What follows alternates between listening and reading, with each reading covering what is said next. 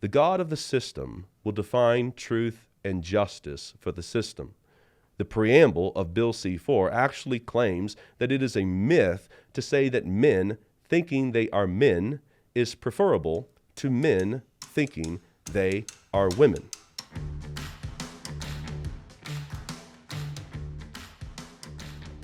When Israel rejected the Messiah, they did so having been thoroughly warned of the consequences. God sent that locust-eating man out in the wilderness. He prepared the way. Some paid attention, but many did not. Likewise, warning bells are ringing all over America. Signs abound, and we really do need ears to hear. Such an alarm has come from just over our northern border. Canada has gone full Orwell, whole hog 1984. Canada has gone plain mad. Now, I'm a fan of measured maneuvers. We shouldn't overdo it. So now would be a good time for the balanced response of every pastor in America setting his hair on fire and running down the main street of his given town crying, "Repent, the axe is laid at the root of the tree." I refer to Bill C-4, which has passed the Canadian House and Senate. It received royal assent last week, which means Bill C-4 will be law in about 3 weeks. Here's the details. Bill C-4. The bill outlaws conversion therapy. If anyone tells you that the law is only about banning extreme procedures, then you need only look to the text of the bill. It reads, quote, "Conversion therapy means a practice, treatment, or service designed to A, change a person's sexual orientation to heterosexual, B, change a person's gender identity to cisgender, C, change a person's gender expression so that it conforms to the sex assigned to the person at birth, D, repress or reduce non-heterosexual attraction or sexual behavior, E, repress a person's non-cisgender gender identity, or F, repress or reduce a person's gender expression that does not conform to the sex assigned to the person at birth." Now that's a mouthful, but here's the point. Christians make a practice of doing all of those things. We follow God's command to be fruitful and multiply, teaching others to do the same.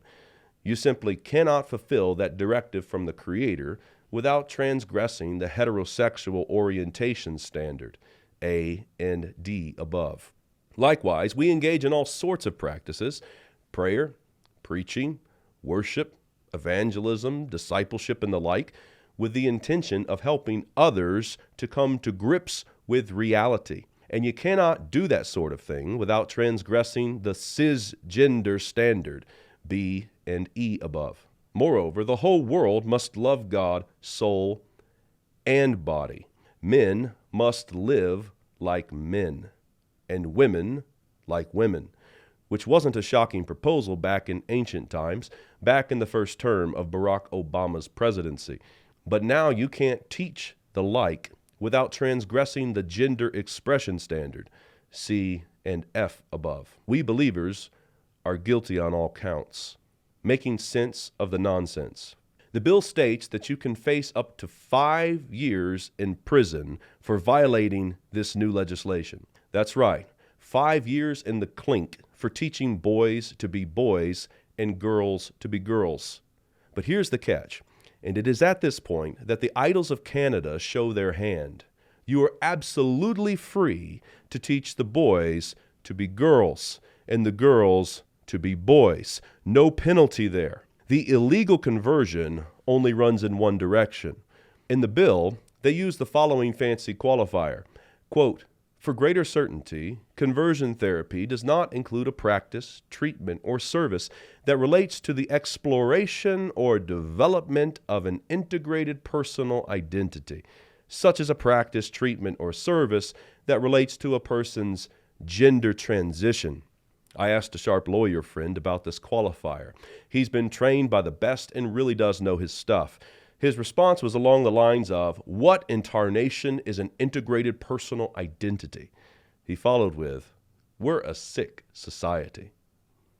You do not need a Harvard law degree to get what is going on here. Canada lawmakers say you can help in the direction of perversion all you want. But if you provide any assistance in the direction of truth, goodness, and beauty, then you may get hauled off to the Correctional Institute for reformation. Someone might point out at this juncture that the difference between the directions is that Johnny wants to convert to Jill. The reasoning goes, if Johnny wants to be Jill, then love helps him do so. Truth, goodness, and beauty are no longer defined by an external standard in this brave new world. They have been subjectivized. Johnny has become God, and his will has become law. This is nothing other than the debased mind that Paul told us comes in the wake of creature worship. He speaks of those, quote, who changed the truth of God into a lie and worshipped and served the creature more than the Creator, who is blessed forever. And even as they did not like to retain God in their knowledge, God gave them over to a reprobate mind to do those things which are not convenient. Romans chapter 1, verse 25 and 28. King Johnny or King Jesus. Bill C-4 is a vivid reminder that there is always a God of the system. And this is why pastors in the United States need to find their inner John the Baptist right about now. Even the good guys in the States are muddy on this point. Many will think that Bill C-4 has gone too far, but they are not sure why, and they do not know how to rectify the situation. They're starting to see that Johnny cannot be king of the nation, but they are not sure that they want Jesus to be king of the nation. If we keep downplaying the fact that Jesus is King of Kings, then the police force will soon be hauling off the sweet old church ladies who meet down at the local diner for their Tuesday morning Bible study. Mrs. Margaret opened by reading Ephesians 5 and then went to talking to the lesbian waitress about how great marriage and kids were. The waitress felt she was being converted and phoned in the violation. The sheriff reassured the pastor that Mrs. Margaret would not be thrown into the slammer. Just a warning this time.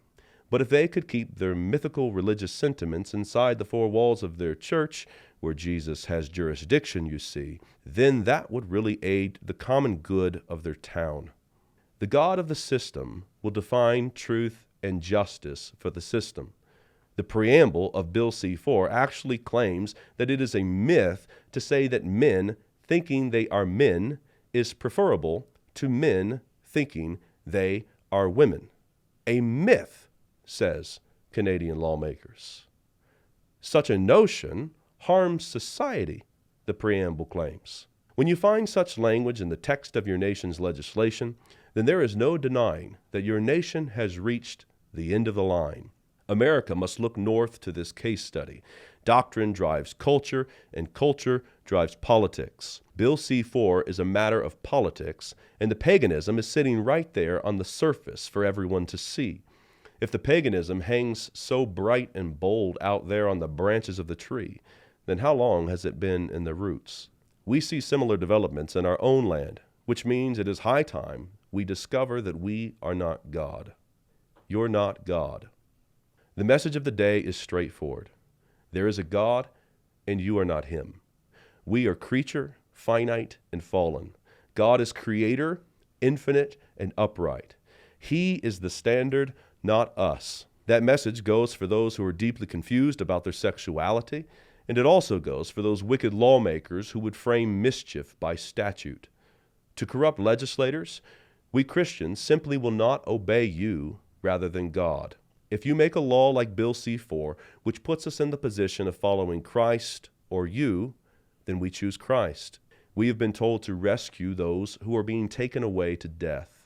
Our charge is to hold back those stumbling to the slaughter. Christians will not cease doing so simply because you threaten up to 5 years in prison for such a practice. You have our prayers, and you will find no people more eager to show honor where honor is due. You are indeed a minister of God, and we love and respect him and you far too much to obey legislation that frames mischief. Psalm 94, verse 20. To those given to various sexual perversions, Bill C-4 is no legislation of liberty. It is a declaration of captivity. But the Spirit of God has come upon one who proclaims liberty to the captives. He opens the prison to those who are bound, binds up the brokenhearted, and announces the year of the Lord's favor. His name is Jesus Christ, and he came to save sinners. He lived righteously, died willingly for sinners, and has risen from the dead. You may be greatly confused about who and what you are. He is not. You may have walked many miles down the road of sexual perversion. He has not. The way to life is to look outside of yourself to Christ. You must start with Him, the truth. So call upon the name of the Lord, and you will be saved.